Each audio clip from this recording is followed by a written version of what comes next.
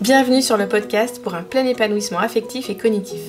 Chaque vendredi, vous pourrez vous enrichir avec l'expérience d'éducateurs au sens large qui cherchent à contribuer à ce plein épanouissement. Des professeurs des écoles, des éducateurs Montessori, des chercheurs, des formateurs et même des rééducateurs. J'ai à cœur que l'école évolue pour que chaque enfant puisse développer son plein potentiel. J'essaie de faire ma part avec mes ateliers Montessori, mes formations en ligne et en présentiel, le podcast bien sûr, et mes 2 cartons dans l'éducation nationale. Pour résumer, au quotidien, j'aide les enfants à développer leur plein potentiel et j'accompagne des professeurs des écoles pour leur faire découvrir l'éducation Montessori, qui est en parfaite cohérence, adéquation avec les recherches en neurosciences. Vous trouverez plus d'informations sur mon blog, montessori-apprendreautrement.com et plein d'autres ressources. Si vous voulez recevoir gratuitement les clés les plus efficaces pour développer le plein potentiel des enfants à l'école et à la maison, vous pouvez vous inscrire en cliquant sur le lien dans les notes de l'épisode. Pour passer à la vitesse supérieure, vous pouvez vous inscrire à ma formation en ligne ou en présentiel. Vous aurez toutes les informations sur le blog. Si ce podcast vous plaît, je compte sur vous pour laisser un commentaire sur votre plateforme d'écoute et une note de 5 étoiles si vous êtes sur Apple Podcast. C'est la meilleure solution pour donner de la visibilité au podcast et contribuer vous aussi à cette révolution éducative. Et n'hésitez pas à partager les épisodes qui vous plaisent. Pour ce 71e épisode, j'ai échangé avec Frédéric Guilleret, enseignant en SVT, et l'auteur avec Jean-Luc Berthier du livre « Apprendre à mieux mémoriser ». Il partage son emploi du temps entre ses élèves et le Conseil supérieur des programmes en tant que chargé de mission. Il travaille dans le groupe sur la métacognition et la confiance en soi, mais notre sujet du jour portait sur les 3 règles fondamentales de la mémorisation. Savoir pour comprendre, comprendre pour mémoriser, la mémorisation par questionnement et la consolidation mémorielle. Frédéric a illustré son propos de nombreux exemples issus de sa pratique. Son dynamisme et sa passion sont contagieux. Je laisse place à ma conversation avec Frédéric. Bonjour Frédéric, bienvenue sur le podcast. Bonjour Céline, merci de votre invitation. Je suis ravie de vous accueillir. Vous êtes l'auteur avec Jean-Luc Berthier du livre « Apprendre à mieux mémoriser » chez Nathan. Un ouvrage que je recommande à tous les auditeurs. Je l'avais emprunté à Canopée, mais comme il fallait quand même que je puisse le rendre un jour, j'ai fini par l'acheter. C'est un livre qu'on ne peut pas juste emprunter, il faut vraiment l'avoir sous la main au quotidien, je trouve, pour... ça ne se lit pas comme un roman. Ouais. Mais moi aussi, je vous le recommande. Vous êtes l'auteur de ce livre et je serais curieuse de savoir en quoi consiste votre travail actuellement. Alors, actuellement, je m'appelle Frédéric Guilleret, je suis professeur de SVT. Donc actuellement, j'enseigne toujours. Je suis à mi-temps dans le lycée Louis Jouvet à Taverny dans le Val-d'Oise, où j'ai des classes de la seconde à la terminale. Et puis sur mon autre temps, j'ai jusqu'à présent fait beaucoup de formations autour de la thématique éducation et sciences cognitives. Et depuis septembre, je suis chargé de mission auprès du Conseil scientifique de l'éducation nationale, et particulièrement dans le groupe de travail numéro 5 qui s'intitule Métacognition et confiance en soi. Donc là, dans le conseil scientifique, je travaille pour fabriquer des ressources pour les formateurs et les enseignants, et puis nous menons des expérimentations au niveau national et académique sur les questions de la métacognition et la métacompréhension. D'accord. Alors aujourd'hui, on se retrouve pour parler des 3 règles fondamentales de la mémorisation. Au début, je voulais insister que sur 2, puis après je me suis dit c'est dommage de laisser la 3e de côté. Donc, est-ce que vous voulez bien commencer par nous décrire brièvement ces 3 règles et on reviendra plus en détail sur chacune. Alors, les 3 règles, c'est vrai qu'on pourrait dire 3 règles fondamentales parce qu'il y a d'autres encore éléments qui vont intervenir sur la mémorisation, il n'y a pas que ça, mais 3 règles importantes qui sont la première, savoir pour comprendre, comprendre pour mémoriser. C'est-à-dire, évidemment, l'effet extrêmement positif de la compréhension sur le processus de mémorisation. Et là, on a une distinction à faire entre ces 2 processus, c'est-à-dire qu'il faut avoir un peu mémorisé quand même pour pouvoir comprendre, et il faut comprendre pour bien mémoriser. On peut mémoriser sans comprendre, mais on sait tous que c'est beaucoup plus difficile, beaucoup plus laborieux, et que ça ne conduit pas à des apprentissages avec une profondeur d'apprentissage importante. Néanmoins, pour comprendre, on a besoin d'avoir un certain nombre de connaissances d'arrière-plan lorsqu'on attaque un nouveau concept, par exemple. On a besoin d'avoir déjà mémorisé. On a vraiment une forme de boucle vertueuse entre la compréhension et la mémorisation. Donc ça, c'est vrai que c'est une règle importante. Une deuxième règle en tout cas, c'est la mémorisation par questionnement. On sait aujourd'hui comment le cerveau, lui, s'engage, comment est-ce qu'il fonctionne pour apprendre. Le cerveau prédit, confronte ses prédictions avec son environnement, et puis est capable de détecter des erreurs en fonction de ce qu'il prédit. Donc, alors là, on peut prendre une situation de classe, peut-être juste pour illustrer. Hein. Si j'ai en tête que, par exemple, les animaux respirent et ce sont les seuls à respirer, je suis capable de prédire qu'un arbre ne respire pas. Le cerveau peut faire ce genre de prédiction. Et puis, si je vais en cours de SVT et puis que j'apprends avec une expérience que si les arbres, ça respire, eh bien, mon cerveau va être capable de détecter un signal d'erreur entre, tiens, moi, j'ai prédit qu'en fait, un plante, ça ne respirait pas, et puis là, je vois que par rapport à mon environnement, je vois que ça respire. Donc, le cerveau va ajuster son modèle interne en fonction de ça pour l'améliorer. Et puis la fois d'après, le cerveau va dire, alors, les animaux et les plantes, ça respire. Donc, je peux prédire qu'un champignon ne respire pas. Et puis en cours de SVT, vous avez compris. Et puis on ajuste comme ça, au fur et à mesure, l'apprentissage.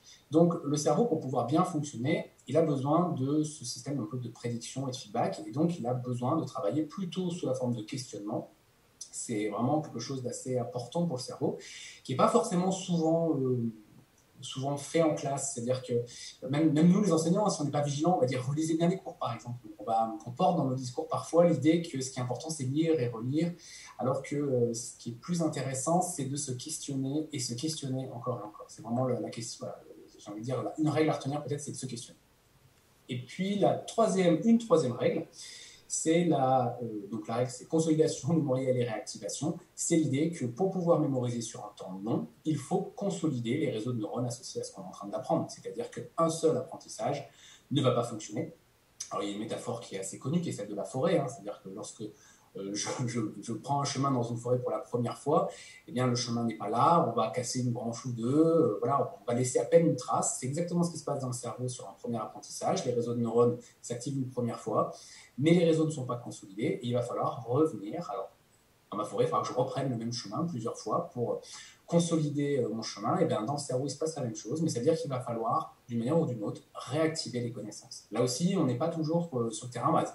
C'est compliqué, les programmes sont chargés, mais ce qu'on a fait en septembre, si on ne revoit plus jamais jusqu'au mois de juin, il y a de fortes chances que pour le cerveau en face de nous, les réseaux de neurones ne soient pas suffisamment consolidés pour maintenir sur un temps long les éléments associés. D'accord. Alors je vais vous poser plusieurs questions sur cette première règle, savoir pour comprendre, comprendre pour mémoriser. Donc vous nous l'avez déjà un petit peu dit, mais en quoi compréhension et mémorisation sont-elles liées ? Alors, les deux c'est vraiment c'est des processus qui sont différents dans le cerveau. Et effectivement, et souvent en classe d'ailleurs, on va viser la compréhension. Heureusement, on va chercher toujours à faire comprendre. C'est le cœur du métier quand on est avec nos élèves, c'est qu'ils comprennent ce qu'on fait. Et puis, on laisse souvent la mémorisation un petit peu à la maison comme travail d'élève à faire en autonomie avec les stratégies qu'il applique habituellement. Et ces deux processus qui sont différents se nourrissent l'un l'autre de manière extrêmement importante. Je l'ai un peu dit tout à l'heure, mais là, je peux le reprendre de manière un peu plus détaillée, mais on sait que la profondeur du traitement d'une information, c'est-à-dire accéder à une compréhension profonde des concepts, traiter les informations de manière beaucoup plus profonde, ça amplifie la mémorisation. Donc là, il y a des expériences qui le montrent très facilement.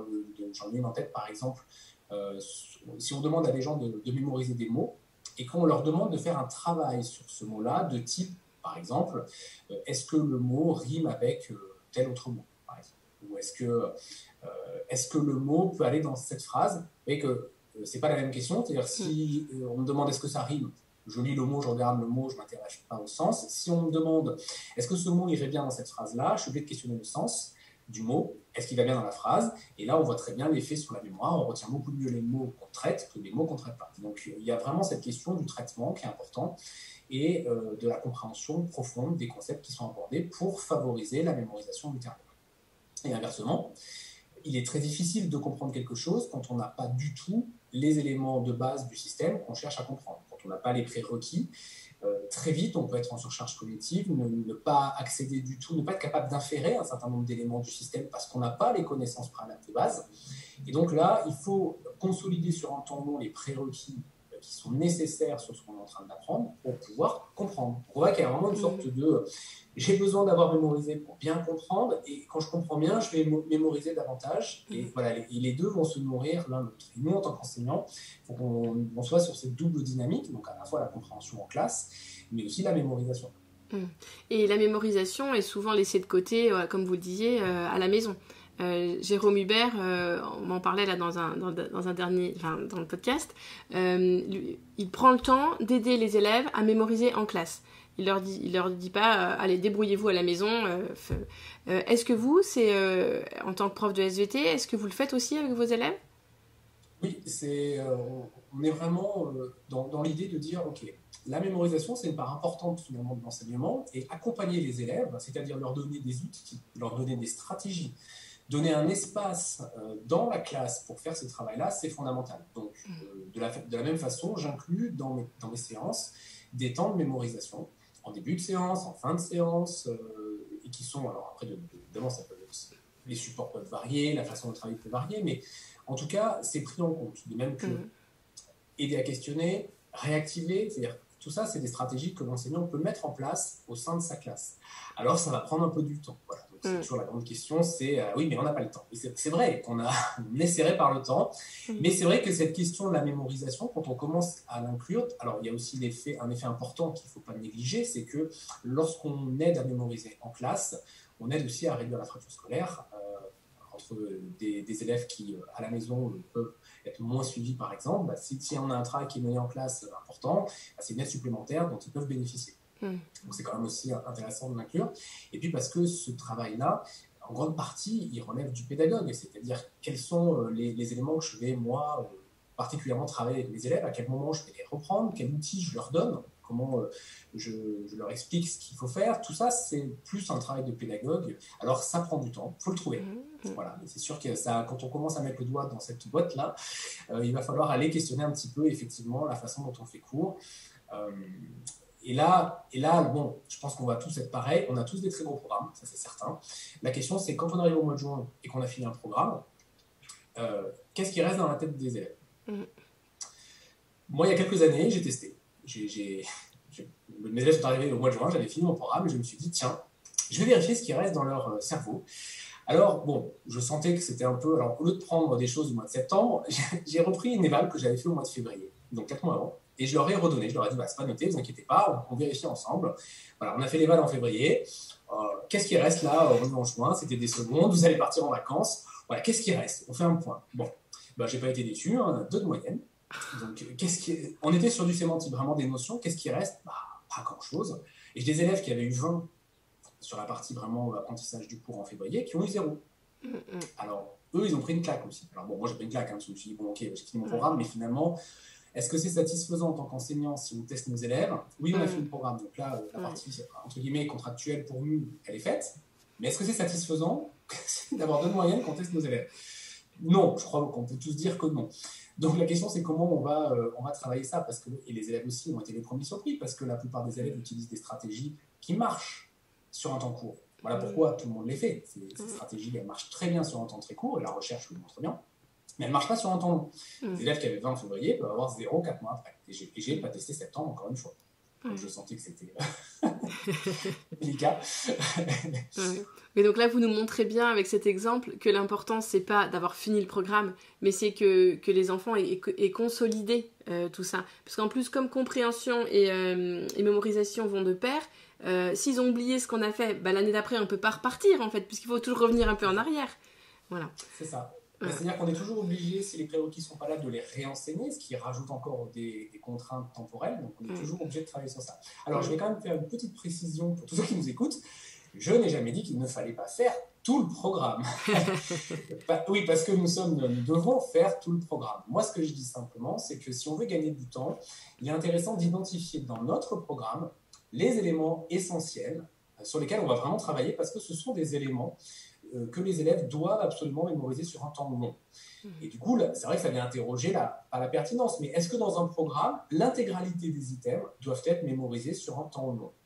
Alors moi, j'ai fait le travail en SVT, donc je peux répondre en tout cas pour la matière, mais je crois qu'on peut, si on se penche tous sur les programmes, dire que l'intégralité des items ne mérite pas nécessairement d'être mémorisés sur un temps long. En revanche, dans tous les programmes, il y a des essentiels à chaque niveau qui sont fondamentaux et que les élèves doivent mémoriser. Ceux-là, Les élèves, nous, les enseignants qui les accompagnons, on doit consacrer du temps, des efforts, des outils, des stratégies, y revenir tout au long de l'année pour que quand on les teste au mois de juin par surprise, eh bien ces essentiels-là, ils les aient encore dans leur mémoire à long terme avant de partir pour les 2 mois de vacances dont on sait que c'est terrible pour le cerveau et ce qu'on a travaillé durant l'année. Et après, ils vont nous dire l'année d'après, on l'a jamais fait.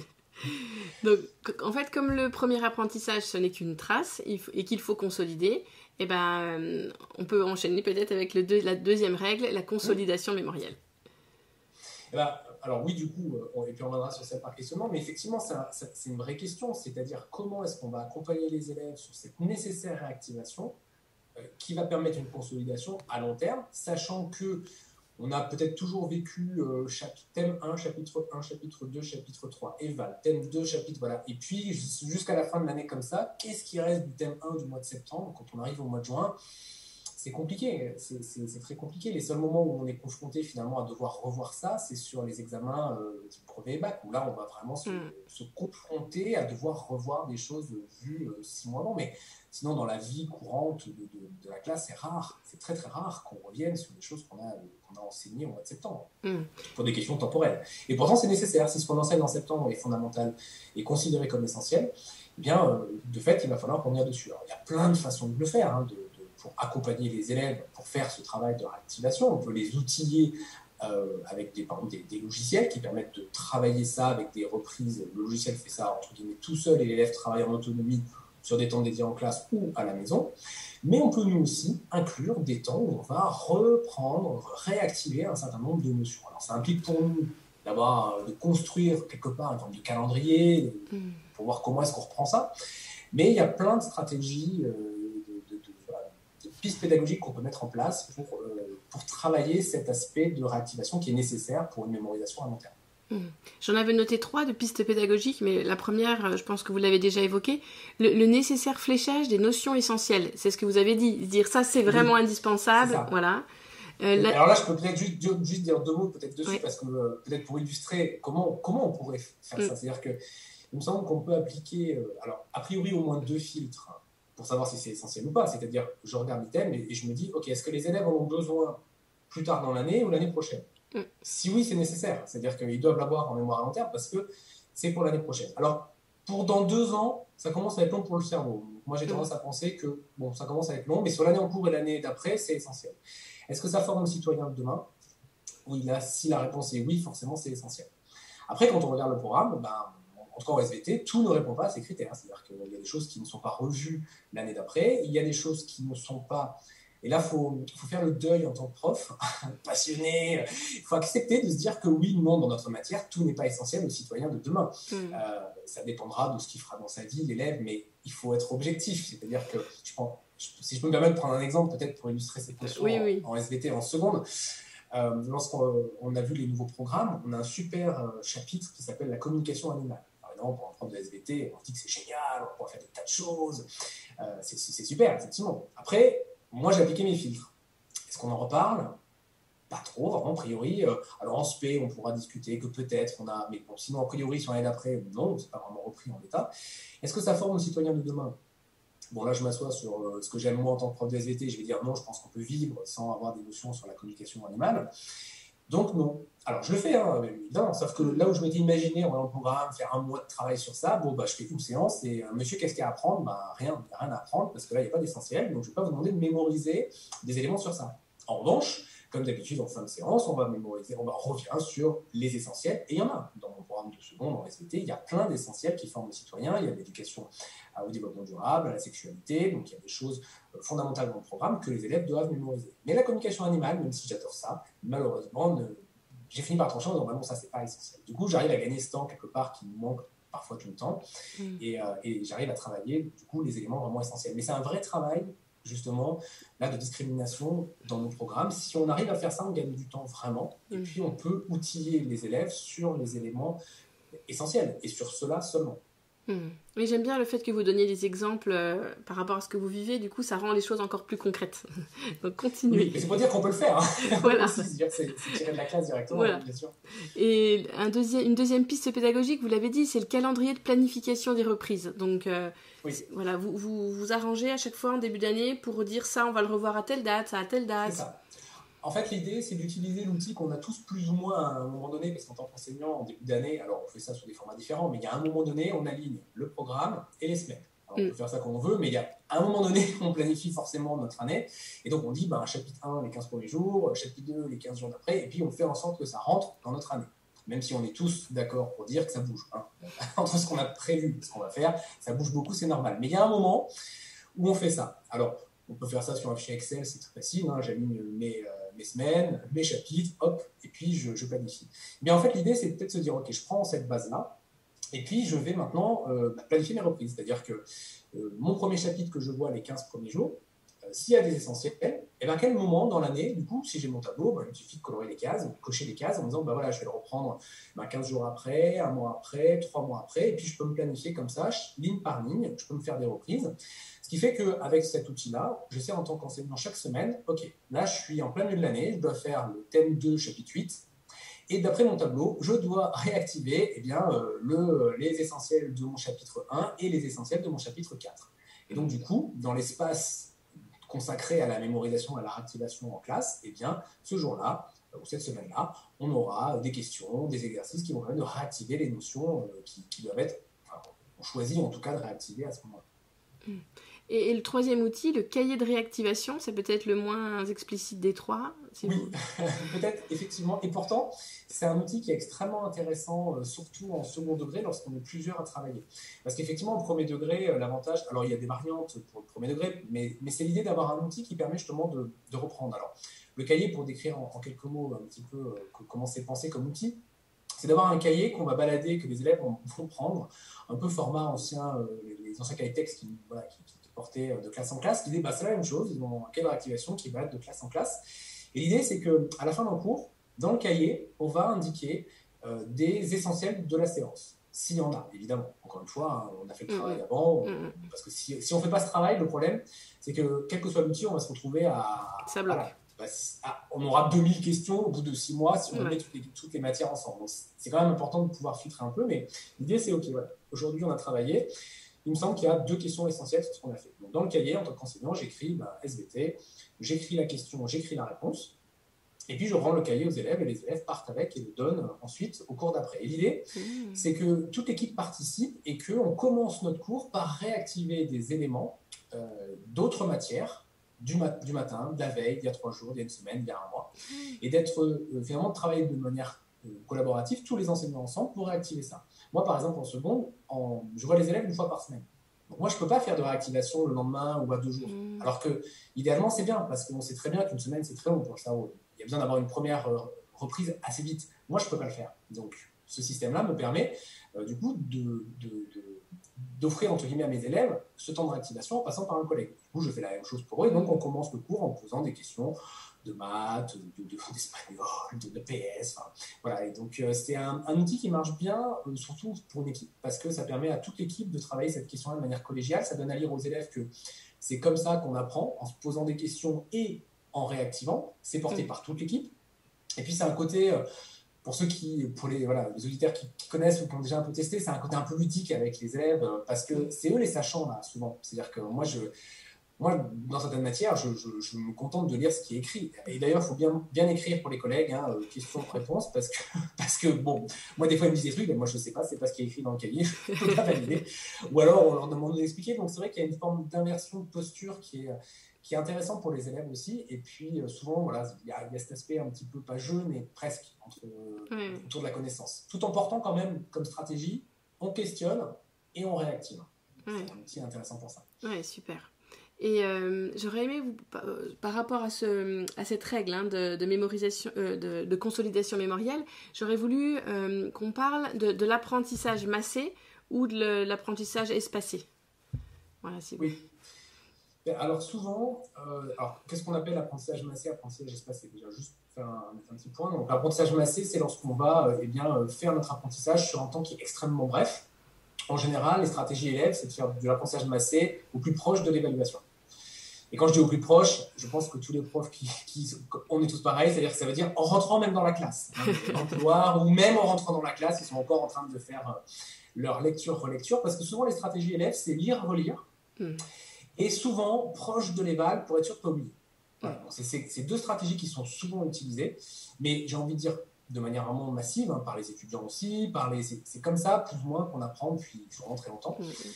Je lis, je relis, et puis souvent proche. Et on rentre là dans l'aspect même bachotage, c'est un peu l'idée, hein, c'est je bachote, je fais ça au plus proche, de toute façon je ne vais pas faire ça avant. Et ces stratégies-là, la recherche elle montre que ça marche en fait, sur un temps court. C'est-à-dire que c'est des stratégies qui sont efficaces sur un temps très court. Donc, voilà pourquoi tout le monde le fait, hein, parce que sur un temps très court ça va fonctionner.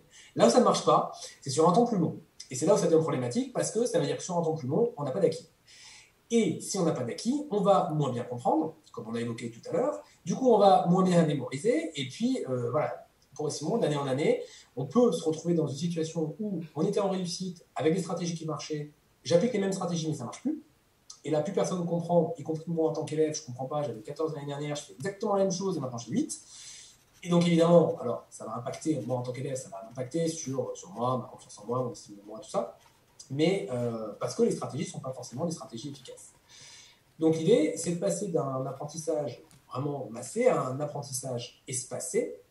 Et là, c'est l'idée de, en fait, espacer l'apprentissage et donc de faire des reprises qui sont, donc là, on parle vraiment des réactivations, ces reprises qui sont espacées dans le temps et qui vont permettre la consolidation au niveau des neurones. Alors, ce qui est même recommandé, pour être plus précis, c'est quand même, suite au premier apprentissage, d'avoir quelques éléments assez proches de réactivation. Parce que si on attend trop, l'oubli est extrêmement important. On voit bien le cours du matin à 8h, lorsqu'on sort d'une journée de cours, on a eu 7 heures derrière d'interférence, d'apprentissage, donc le cours est déjà très loin. Si on laisse passer des jours et des jours sans jamais y revenir, l'extinction va être extrêmement forte. Donc l'idée quand même, c'est de se dire qu'on va quand même avoir quelques éléments assez proches du début, d'où l'intérêt des outils comme les cadres d'activation, les flashcards qu'on donne aux élèves, qui permettent très vite quand même de retravailler tout de suite un petit peu un certain nombre de notions, et puis progressivement espacer les réactivations.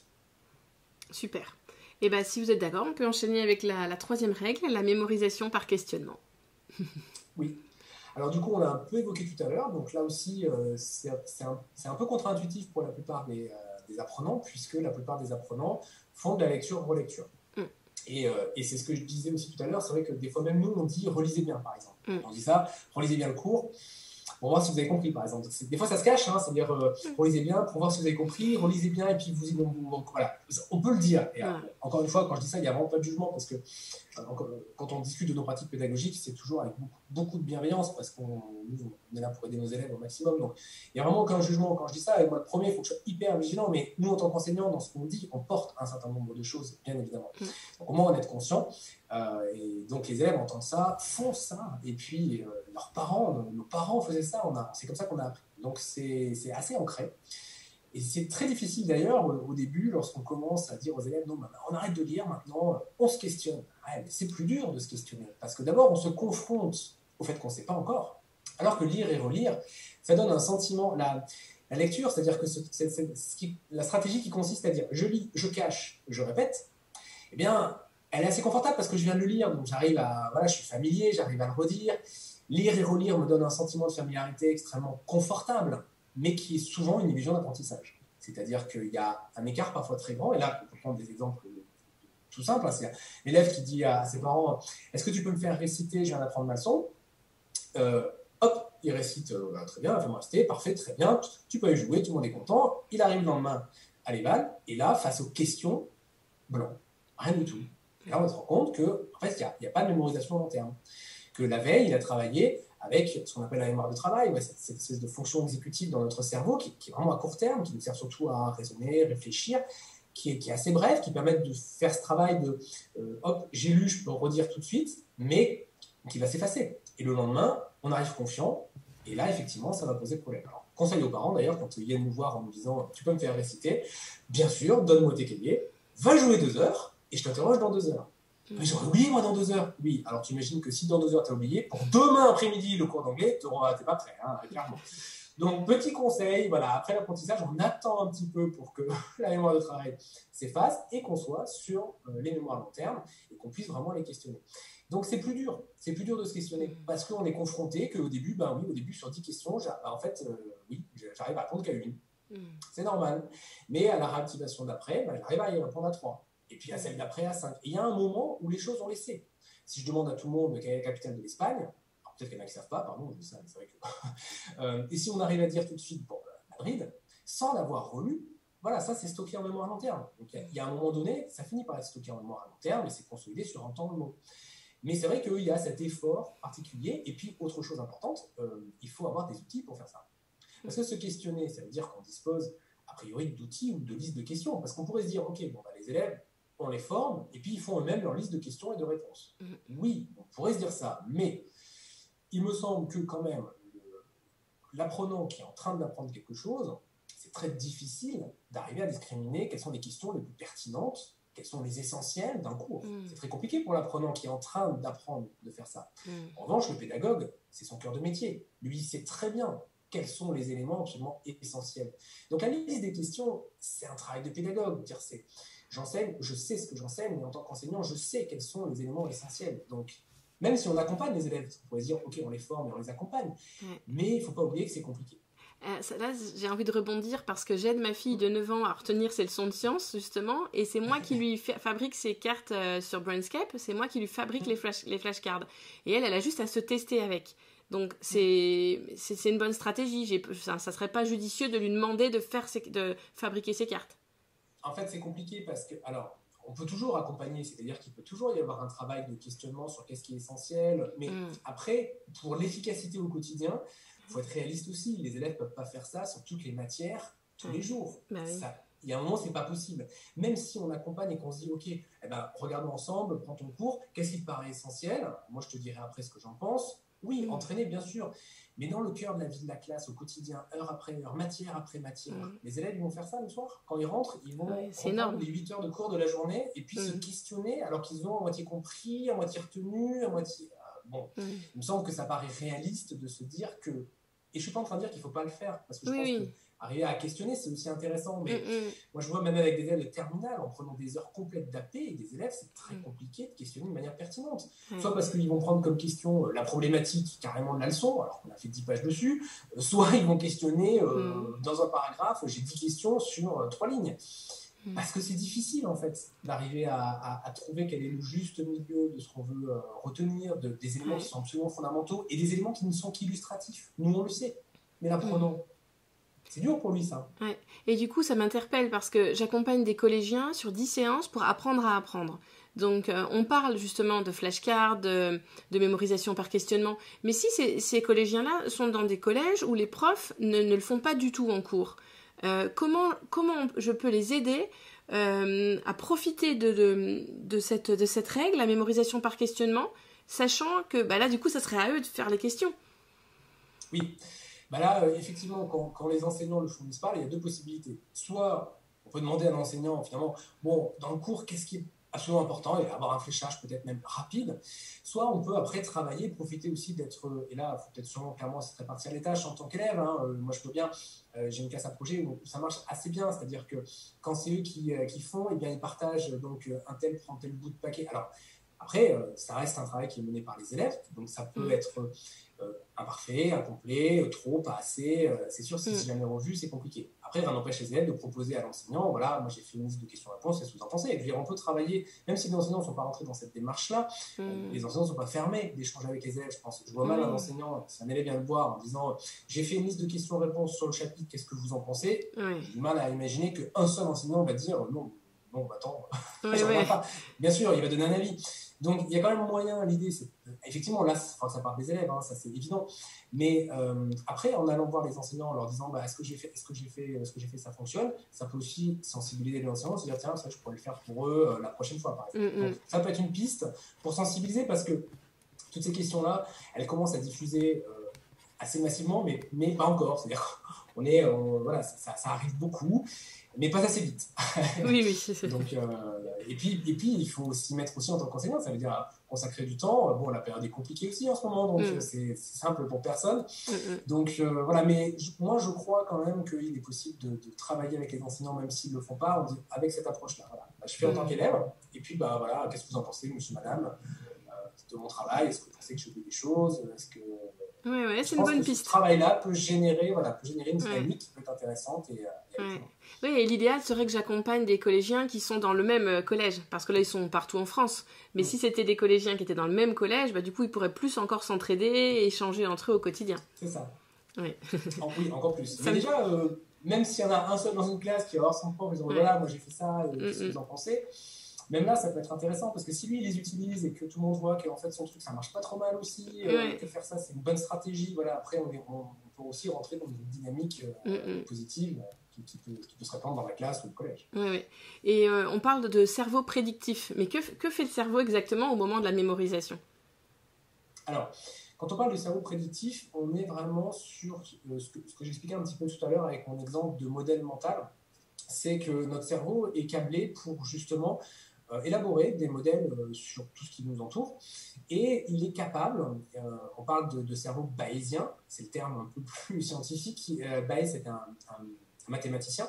Et en fait, on a un cerveau qui est statisticien, c'est-à-dire qui est capable d'émettre des hypothèses sur son environnement et même des hypothèses pondérées. C'est-à-dire ça, c'est plus probable que ça. Et le cerveau est câblé pour ça. C'est-à-dire qu'un bébé, par exemple, est capable déjà de faire ça. C'est-à-dire qu'un bébé, si on lui présente, par exemple, on prend une boîte devant le bébé, on lui montre des billes blanches qu'on met dans la boîte, on met 5 blanches, une rouge, et bien lorsqu'on ouvre la boîte, le bébé s'attend déjà à ce qu'il y ait beaucoup plus de boules blanches que de boules rouges. Et lorsque dans la boîte, on a mis plus de boules rouges que de boules blanches, le bébé est surpris. C'est-à-dire, et ça, les chercheurs l'enregistrent, donc on voit une surprise, c'est-à-dire que le cerveau s'attendait à autre chose, détecte un signal d'erreur qui n'est pas cohérent avec sa prédiction, et c'est ça, cette idée du cerveau prédictif, c'est voilà, je prédis quelque chose, et confronté ensuite aux entrées du monde extérieur, je détecte ou pas les erreurs, je les corrige ou pas éventuellement, c'est-à-dire si je suis capable de détecter une erreur, je peux ajuster, si je ne la détecte pas, je ne peux pas ajuster, évidemment. Et voilà, c'est un peu le système. Et en classe, voilà, parce qu'après, maintenant, si je vais un peu en classe, c'est extrêmement important parce que ça veut dire qu'à chaque fois que le cerveau va produire, il faut qu'on le confronte tout de suite au cerveau, il faut qu'on lui donne un retour d'information pour qu'il puisse détecter les signaux d'erreur. Et ça vient questionner des moments, par exemple, tout bêtes comme une éval. Alors, c'est bien un moment où ils s'engagent tous, on va dire, ça c'est à peu près sûr, malheureusement, c'est dans les évals. Mais bon, bref, ils s'engagent. Mais si à la fin de l'éval, je ne donne pas un retour d'information tout de suite au cerveau que j'ai en face de moi, qu'est-ce qui va se passer quand je vais vouloir corriger une semaine après? Le cerveau ne dispose plus du tout de sa prédiction, c'est-à-dire que tout ce qui a été produit, ça a disparu. Et on sait tous combien c'est très agréable de corriger une semaine, 15 jours après un devoir. On le fait parce qu'il faut le faire, d'accord. C'est compliqué. Alors là, il faut se dire, ok, dans ce cas-là, gardons-nous comme geste professionnel de ne jamais séparer un engagement d'un retour d'information. Donc si je fais une éval, eh ben, je la fais plus courte et je fais un retour d'information. Ou si je dois corriger, je raccourcis la correction, mais je fais un nouveau temps d'engagement. C'est-à-dire que je ne peux pas arriver avec une correction s'il n'y a pas d'engagement. C'est pas possible, le cerveau ne va jamais corriger. En fait. Donc là, c'est 2 pistes, par exemple, qu'on peut mener en classe, de plein de façons, là encore.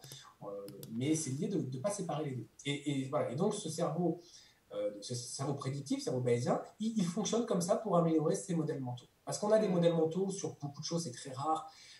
On n'attend pas d'avoir des cours. Je veux dire, par exemple, un élève, quand il arrive en techno au collège et qu'il a des cours d'électricité, c'est pas un terrain vierge, l'électricité. Il appuie sur des interrupteurs depuis qu'il est né. Donc, on a des conceptions. Et souvent, d'ailleurs, elles sont fausses. Parce que, d'ailleurs, dans l'électricité, on a l'impression que l'électricité, elle va de la prise jusqu'à la lampe. Alors que, les produits techno le savent très bien, c'est un circuit. Il y a un aller-retour dans le fil. Mais la conception, c'est pas ça qu'on en a.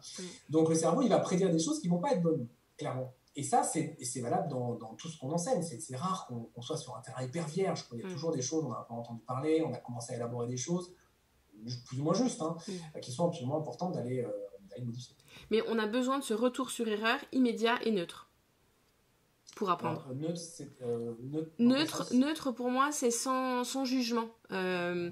Oui, sans jugement, ça c'est. Mais je crois que le cadre de non-jugement, je pense qu'on peut le poser pour toute la situation d'apprentissage. Il me semble que c'est pas que il me semble que pour apprendre, il faut être dans un cadre bienveillant et sans jugement justement, où l'erreur est le cœur de l'apprentissage. Parce que pour modifier un modèle mental, il faut détecter une erreur si on parle un peu scientifique, entre le cerveau qui prédit et le retour qu'on en fait, hop, le cerveau détecte un signal d'erreur et peut modifier son modèle, donc apprendre.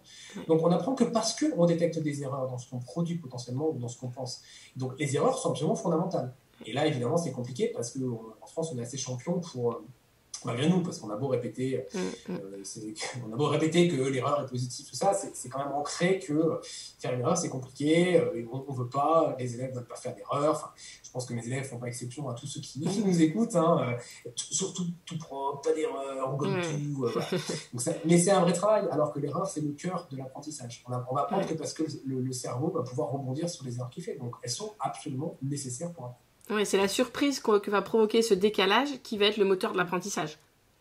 C'est le signe qu'il y a une détection, effectivement, qu'il y a une erreur entre ce qu'on pensait ou ce qu'on a produit et finalement le retour qu'on en a. D'accord.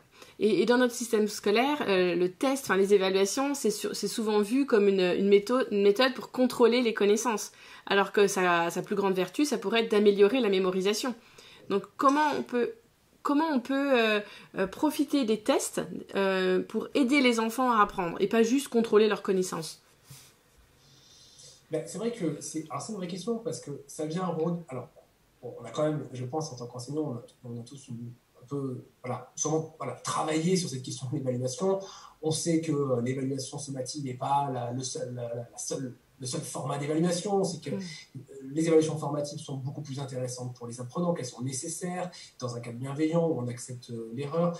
Antibi a beaucoup travaillé aussi autour des questions d'évaluation. La docimologie donne beaucoup d'infos sur toutes ces questions-là, donc c'est une vraie question. On sait que l'évaluation sommative, comme ça, qui vient sanctionner, entre guillemets, un apprentissage, n'est pas forcément, effectivement, c'est stressant, et puis c'est pas toujours non plus... on peut rater une évaluation sommative et pour autant, en fait, ça dépend aussi de la façon dont on s'en formule. Si on a des questions très ouvertes, par exemple, quand on est très stressé, on peut répondre à rien alors qu'on a appris, par exemple. C'est terrible parce que du coup, le prof va dire on n'a pas appris alors qu'on a appris. Alors peut-être pas bien, on peut discuter, mais ce que je veux dire, c'est qu'en plus, le regard qu'on en a n'est pas toujours sur, ça tombe une fois tous les un mois et demi.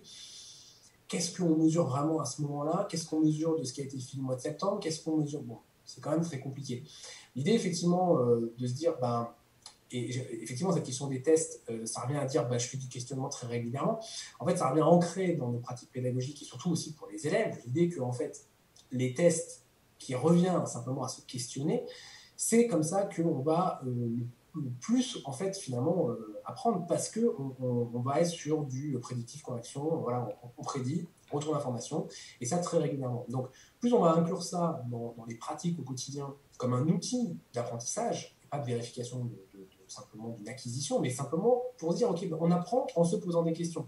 C'est-à-dire, je viens de faire quelque chose, est-ce que je suis capable de répondre à des questions? Est-ce que je suis capable, si on me présente 3 schémas, de choisir celui qui est le plus en accord avec ce que je viens de faire? Est-ce que, tout ce travail-là, qui peut s'apparenter à une forme de test ou d'évaluation, mais qui n'en est pas vraiment, qui revient en fait simplement à aider le cerveau à se questionner en permanence pour favoriser l'apprentissage. Et vous avez dit que quand vous proposez une évaluation à vos élèves, vous leur proposez toujours dans la foulée un retour pour qu'ils puissent justement voir s'il y a un décalage entre leurs hypothèses et la réalité. Est-ce qu'une autre stratégie pédagogique pourrait être de leur laisser cette évaluation à disposition pour pouvoir la refaire jusqu'à ce que le résultat soit à la hauteur de leurs espérances? Alors oui, ça c'est une autre façon de penser l'évaluation, bien évidemment. Il y a beaucoup de travaux aussi sur ça, c'est-à-dire de se dire finalement l'éval on l'a fait quand on est prêt.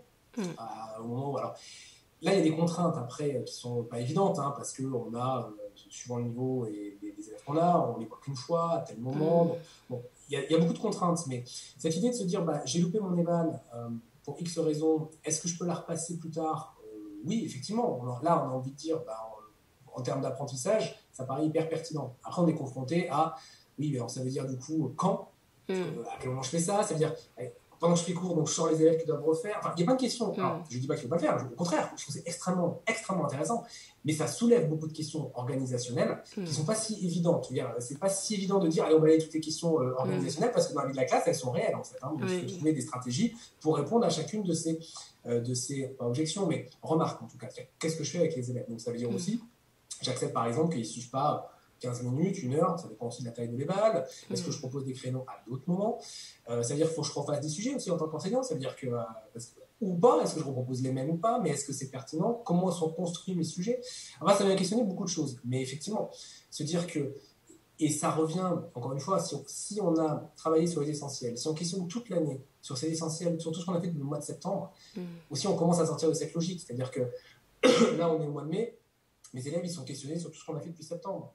Mais c'est pas une surprise pour à chaque fois qu'on fait une petite éval, ou quoi, je dis, bon voilà, on va essayer de vérifier un peu où on en est, et ben, c'est tout ce qu'on a fait depuis septembre, il n'y a pas de surprise. C'est jamais sur le dernier chapitre, ça n'a pas de sens en fait. On travaille sur des compétences, on travaille sur l'acquisition d'essentiels. Jusqu'à la fin de l'année, on est testé sur tous les essentiels et toutes les compétences sur lesquelles on travaille. Donc, mais c'est vrai que ça demande aussi peut-être de voir comment on peut proposer tout ça à nos élèves. En fait. C'est pas toujours évident. Par contre, il y a plein de façons de faire. C'est ça qui est plutôt bien, c'est qu'il y a plein de façons de donner ça. En fait. Oui. Et j'aimerais avoir votre avis sur un passage du livre de Stanislas Dehaene. En fait, dans son livre Apprendre, il note, enfin le passage c'est « La note est un piètre retour sur erreur ». Est-ce que vous partagez cet avis ?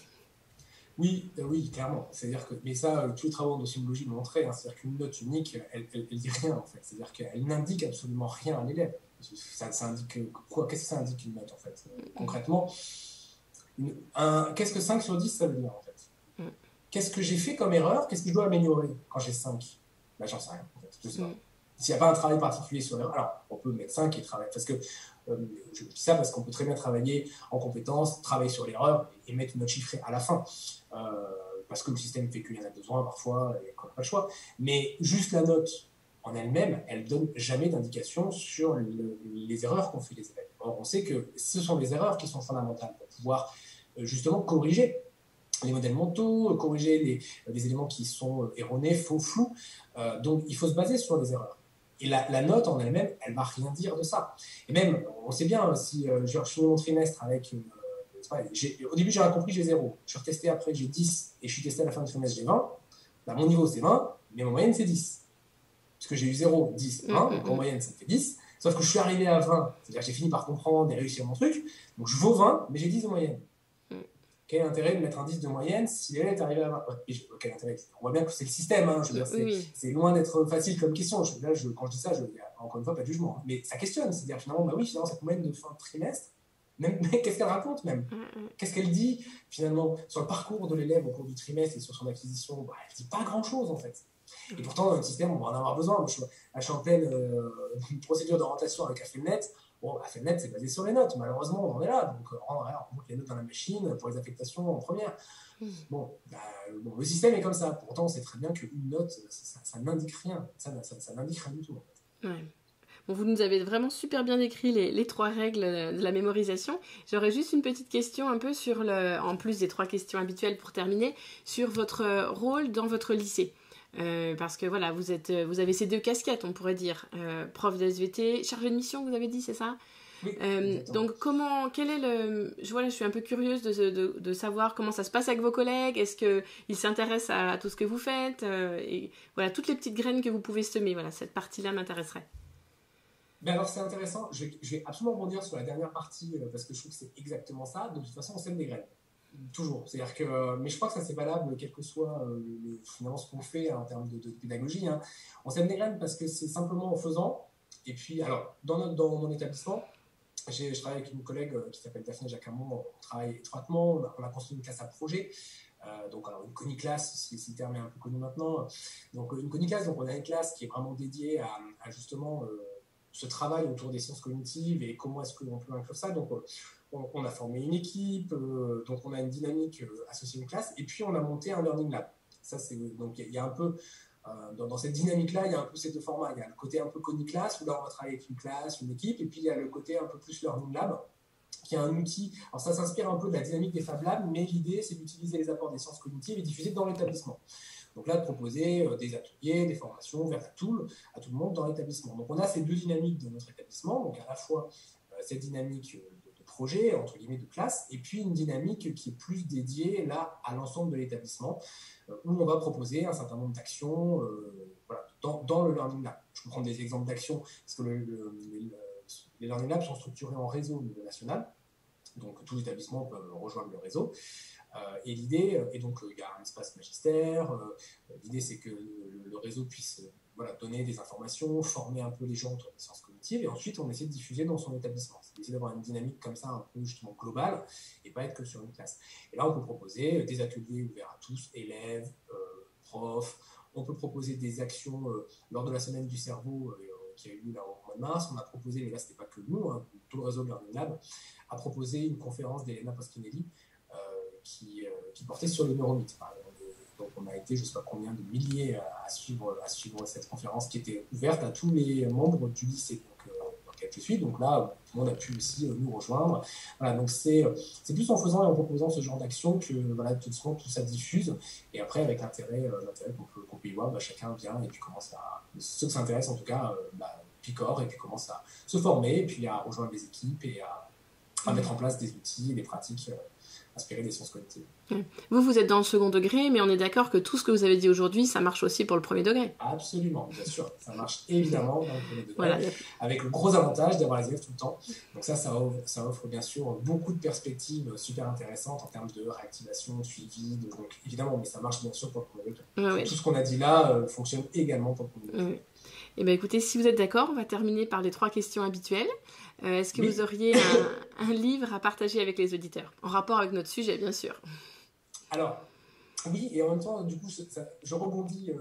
Bon, j'avoue que j'hésite. Évidemment, j'en ai plein. Et en fait, du coup, le fait d'en parler juste avant, je vais citer Mon cerveau, ce héros, mythe et réalité, de Elena Pasquinelli, justement, qui est un petit ouvrage qui se lit vraiment très facilement et qui se lit presque comme un roman, et qui fait un peu le point sur les mythes sur le cerveau, justement. Et c'est un point intéressant parce que il y a beaucoup de neuromythes, on entend beaucoup de choses sur le cerveau, et c'est quand on est enseignant et qu'on commence à s'intéresser à ces questions, et des fois il va falloir déconstruire des choses qu'on peut avoir en tête, autour de la mémorisation, par exemple, ne serait-ce que ça, parce que là il y a déjà aussi des neuromythes, ne serait-ce que, par exemple, mémoire visuelle, mémoire auditive, mémoire kinesthésique, c'est ces profils d'apprentissage et l'idée d'adapter nos pratiques par rapport au profil des élèves. On sait que le cerveau ne marche pas comme ça aujourd'hui, on sait que ces profils-là, on n'a surtout pas intérêt, nous, à adapter notre pédagogie par rapport à ces soi-disant profils. On sait qu'il y a des préférences, mais c'est tout.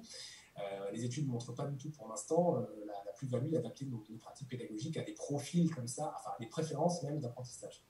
Donc je trouve que c'est un petit livre qui est une porte d'entrée sur la rigueur des connaissances et des concepts en sciences cognitives qu'il est intéressant d'avoir. Et puis ça permet de visiter d'où viennent les neuromythes, c'est-à-dire comment ils se construisent, pourquoi ils perdurent, pourquoi on continue de se dire mais non mais moi je suis sûr que c'est ça quand même, alors qu'on a beau nous dire non ça marche pas comme ça, mais on est intimement convaincu que ça marche comme ça. Et ça parce que notre cerveau est beaucoup biaisé. Peut-être si j'ai le temps de prendre peut-être un exemple pour illustrer mon propos. Justement, c'est un exemple de Svetlana Meyer qui est chercheuse en psychologie cognitive et que c'est un exemple que j'aime beaucoup parce qu'il raconte ça. C'est une enseignante, elle témoigne d'une enseignante qui est en classe avec une élève et qui dit moi cette élève-là, quand j'explique à tout le monde, elle comprend pas. Par contre, quand je viens et que je lui fais un schéma, elle comprend. Donc elle est visuelle, c'est clair. Et Svetlana, elle revient dessus, elle dit revisitons un peu ce qui se passe. C'est-à-dire que elle explique à tout le monde, puis elle vient en un à un. C'est-à-dire qu'elle suit dans une situation, un prof, un élève, c'est pas du tout la même chose. Ensuite, elle réexplique. Donc c'est quand même la deuxième fois que l'élève entend l'information, pas la première. Elle fait un schéma, ce qui veut dire que l'élève, elle passe d'une modalité verbale à une modalité imagée. Et on sait qu'une présentation d'informations sous 2 modalités comme ça, ça facilite l'encodage et la compréhension. Donc peut-être que ce qui marche, c'est pas qu'elle est visuelle, c'est qu'elle fait une reprise, une réexplication en changeant la modalité d'utilisation. Donc, et pourtant, l'enseignante, elle va se dire, moi du coup, je le vois dans ma classe, je suis convaincu que ça marche comme ça, donc moi je pense que les profils fonctionnent. Ces profils, j'ai intérêt à faire ça. Et, voilà. Et c'est intéressant parce que notre cerveau est biaisé en permanence sur plein de choses. Et notamment, on sait, les biais de confirmation sont extrêmement importants et forts. Donc si je suis convaincu que ça marche, je vais le voir et je vais interpréter comme ça. Donc ce petit livre, peut-être, c'est une ouverture sur la rigueur, les neuromythes, les biais, qui peut être intéressant. Ça se lit très très vite, c'est un petit livre, mais qui est absolument passionnant à lire. Steve Masson en parle aussi dans une de ses conférences, c'était l'université d'été, je crois, cette conférence-là, je pourrais mettre le lien dans les notes de l'épisode. Il parle de tous les neuromythes, et donc les styles d'apprentissage, les intelligences multiples, et le pourcentage le plus élevé, en fait, c'était dans la formation initiale des maîtres. que les neuromythes sont... voilà. Donc c'est un peu dommage. Et ça, c'est... Et alors ça, c'est assez... parce que je crois qu'il en parle aussi dans un papier qu'il a fait dessus. C'est assez partagé dans le monde. Hein. C'est pas typiquement français. Hein. Ça, c'est quelque chose... Ces neuromythes-là, dans l'éducation, il y en a dans tous les pays. Hein, évidemment. C'est pas que... Là, pour le coup, c'est pas une spécificité française. Oui. Et est-ce que vous auriez une citation que vous aimeriez partager? Alors, oui, oui, évidemment.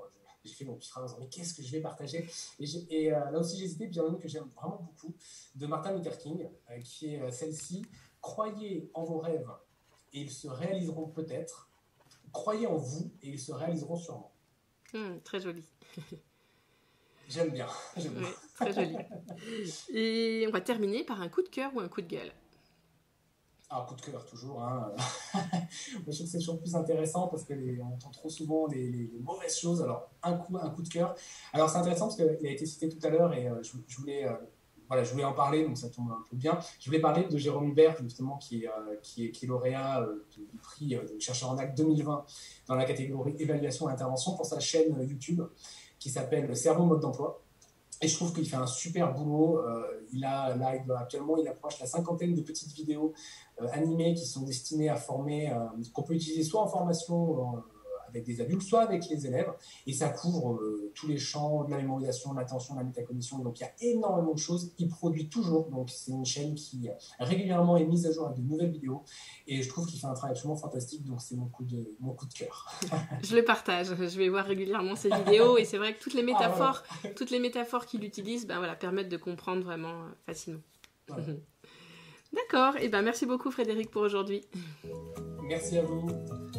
Si ce podcast vous a plu, je vous rappelle que je compte sur vous pour laisser un commentaire sur votre plateforme d'écoute et une note de 5 étoiles si vous êtes sur Apple Podcast. C'est la meilleure solution pour donner de la visibilité au podcast et contribuer vous aussi à cette révolution éducative. Et n'hésitez pas à partager les épisodes qui vous plaisent. À la semaine prochaine!